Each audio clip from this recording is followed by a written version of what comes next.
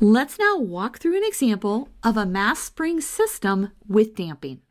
Suppose we have a 32-pound weight that's shown down here in our diagram, and it's attached to a spring with spring constant K is equal to 4 pounds per foot. It also has a dash pot attached to it, and that dash pot provides a damping force that is proportional to the velocity. The weight is released from rest at a point 1 foot to the right of the equilibrium position.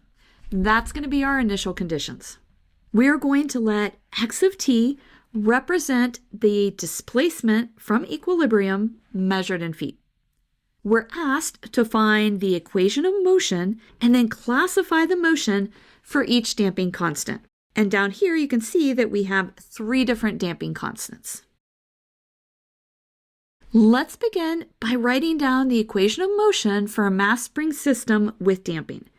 That equation looks like this. We have m times the acceleration, which is d squared x dt squared, plus c times dx dt. That's due to the dash pot, plus k times x. That is due to the spring, and that's equal to 0. Now let's put in our initial conditions. The weight starts out 1 foot to the right of equilibrium. So we're going to say that x of 0 is equal to 1, and then the weight is released from rest. So that means it doesn't have an initial velocity. So we're going to say that dx dt at time 0 is equal to 0. We are given what c is. It has 3 different values. And we're given what k is, but we don't know what m is. So that's where we're going to start. Let's find m. To find m, we're going to use the formula that weight is equal to mass times gravity. So that tells us that m is equal to w over g. Our weight is 32 pounds. And because we're working with pounds, we need to let g be 32 feet per second, and we get a value of 1 pound second per foot. Let's make a note that k is equal to 4 pounds per foot. Now let's put these 2 values back up into our equation. So this equation is going to look like this. It is m, which is just 1. So we just have d squared x dt squared plus c. I'm going to leave it at c, and then for each of the 3 cases, we will put what c is equal to. So we have c times dx dt plus k, which is 4, times x is equal to 0. Let's go ahead and let's highlight this. And then I'm going to go up here and also highlight our initial conditions. So that's the system that we're going to be solving. Let's start with part A. For part A, C is going to be 6 pounds times second divided by feet. Let's go ahead and put that into our differential equation. This gives us d squared x dt squared plus 6 dx dt plus 4x is equal to 0. And then I'm also going to go ahead and put our initial conditions here. X of 0 is 1, and dx dt at 0 is 0. Since this is a constant coefficient second order differential equation, we can let x take the form of e to the rt. When we plug that in and rearrange the algebra, we end up with the characteristic equation r squared plus 6r plus 4 is equal to 0. We can't factor that easily, so we are going to have to use the quadratic formula. And this gives us r is equal to negative b, so that's minus 6, plus or minus the square root of b squared, which is 36, minus 4 times a, which is 1, and then c is 4. And we're going to divide all of this divided by 2a, which is just 2. This gives us minus 6 plus or minus the square root of 20, all divided by 2. We can pull a 4 out of the square root. It's going to cancel with the 2 in the denominator, and this leaves us with a minus 3 plus or minus root 5. Our solution is then x is equal to c1 times e to the minus 3 plus root 5 times t plus c2 times e to the minus 3 minus root 5 times t. Let's go ahead and let's highlight this. There's our solution. Now what we need to do is find c1 and c2. We're going to use our initial conditions to get that. We have that x of 0 is equal to 1. X of 0 is going to just be c1 plus c2 because e to the 0 is equal to 1. And this is 1. That is one equation. And now to get the second equation, we're going to have to take the derivative. We have dx dt is equal to c1 times minus 3 plus root 5 e to the minus 3 plus root 5 times t plus c2 times minus 3 minus root 5 e to the minus 3 minus root 5 times t. Now let's let t be equal to 0. The exponents are going to go away, and we're just left with c1 times minus 3 plus root 5 plus c2 times minus 3 minus root 5. And that's equal to 0. And there's our second equation. To solve this, I am going to go up to our first equation and let c2 be equal to 1 minus c1. And I am going to substitute that in right down here. Let's go ahead and let's take this with us to the next page. And we can solve for c1. We have minus 3c1 plus root 5c1 minus 3 minus root 5 plus 3c1 plus root 5c1, and that's equal to 0. These two terms are going to cancel. We can combine the root 5s, so we get that 2 root 5 c1 is equal to 3 plus root 5. So c1 is 3 plus root 5, all divided by 2 root 5. It's very common that these constants just don't turn out looking very nice. Now we can find c2. Let's go back over here to the left. c2 is 1 minus c1. So we have 1 minus all of this, 3 plus root 5, all divided by 2 root 5. And this gives us 2 root 5 minus root 5, which is root 5. And then we have minus 3, all divided by 2 root 5. Now we can write down our solution and put our constants in. X of t is going to be e to the minus 3t, and then we'll plug in our constants.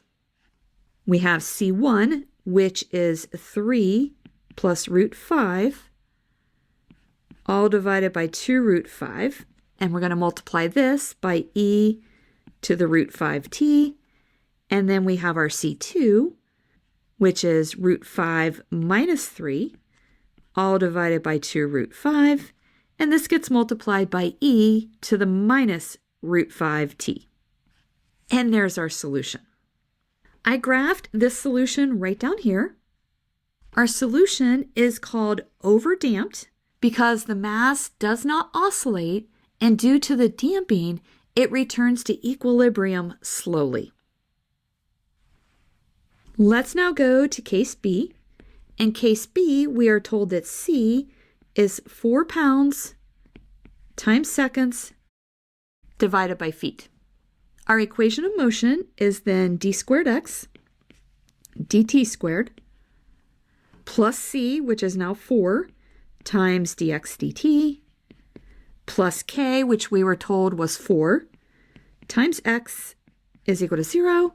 And then we have the same initial conditions. X at 0 is equal to 1, and then dx dt at time 0 is equal to 0. Just like we did for case A, we're going to let x be equal to e to the rt. When we plug that in and do all the algebra, we get the characteristic equation r squared plus 4r plus 4 is equal to 0. We can actually factor this. This is r plus 2 times r plus 2. That's equal to 0. And this tells us that r is equal to minus 2 and minus 2. So we have a real repeated root. And our solution is x of t is equal to e to the rt. So this is minus 2t.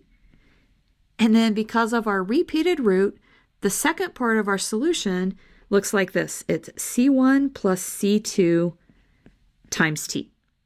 I have a video on that if you need to review how to get that type of solution.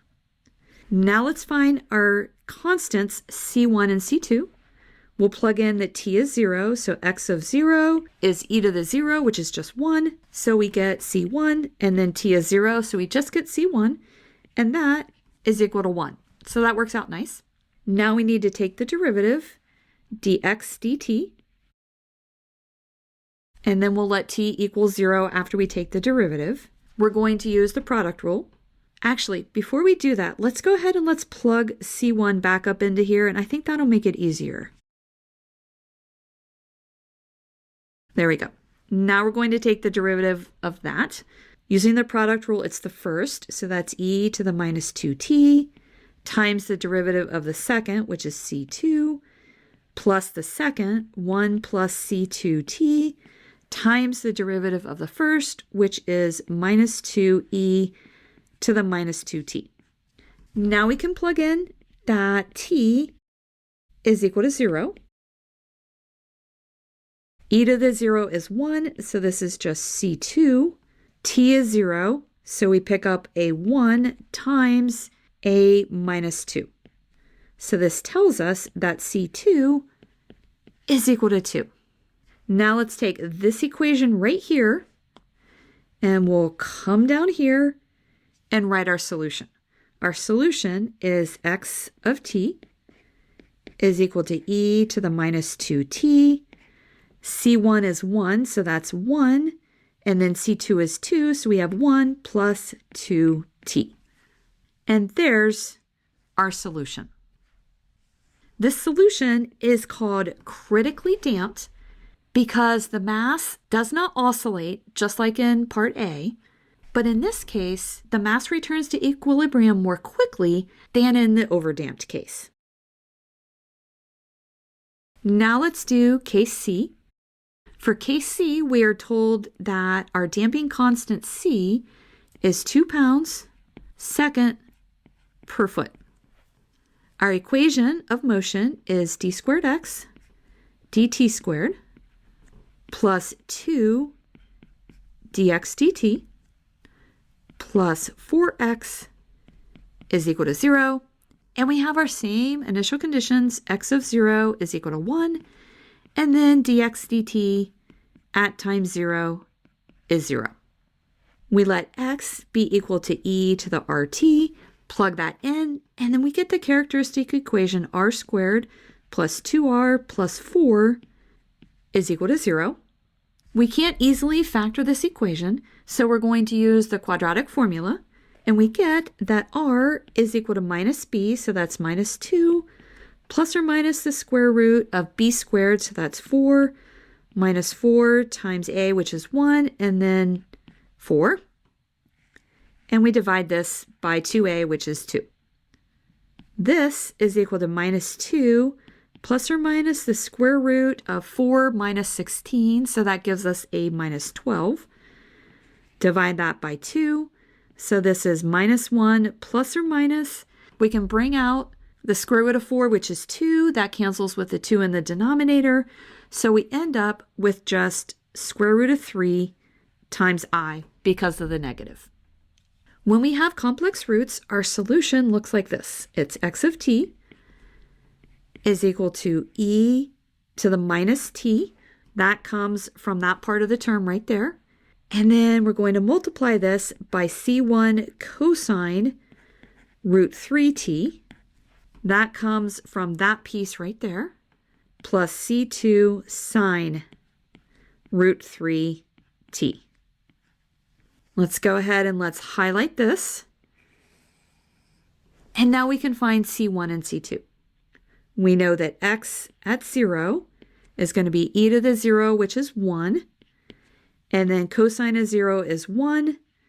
Sine of 0 is 0. That is equal to 1. So this tells us that c1 is equal to 1. Now let's find c2. To do that, we are going to have to take the derivative because that's our second initial condition. We'll use the product rule. So we have the first times the derivative of the second. Let's throw in here that c1 is 1. So this gives us minus root 3 sine root 3t. And then we have c2 times root 3 times cosine root 3t. Plus the second, which is cosine root 3t, plus c2 sine root 3t, times minus e to the minus t. I think if you're going to make a mistake, the biggest place to make a mistake here is to forget the second term. Now let's go ahead and let's let t be equal to 0. E to the 0 is 1, sine of 0 is 0. So we end up with just 1 times 0. Cosine of 0 is 1. So we pick up a root 3 times c2. And then from the second term, e to the 0 is 1, but there's a negative there, so we pick up a negative 1 times cosine of 0 is 1, sine of 0 is 0. And this is equal to 0. So let's see. This gives us root 3 c2 minus 1 is equal to 0. So c2 is equal to 1 divided by root 3. That wasn't too bad. Now we can go ahead and rewrite our solution and plug in these constants. X of t is e to the minus t, and c1 is 1, so we just have cosine root 3t. And then let's see, c2 is 1 over root 3, so we add 1 over root 3, and that multiplies sine of root 3 times t. And we did it. There's our solution. This type of motion is called underdamped because the mass oscillates. That's due to the sine and the cosine term. But notice that the amplitude decreases, and that's due to our decaying exponential term. And that's it. You now know how to model and solve free damped mass spring systems and then classify the motion based on the damping constant. You should now be ready to work through a practice problem on your own. If this video has been helpful to you, please consider subscribing to my channel. Keep believing in yourself and have a great rest of your day.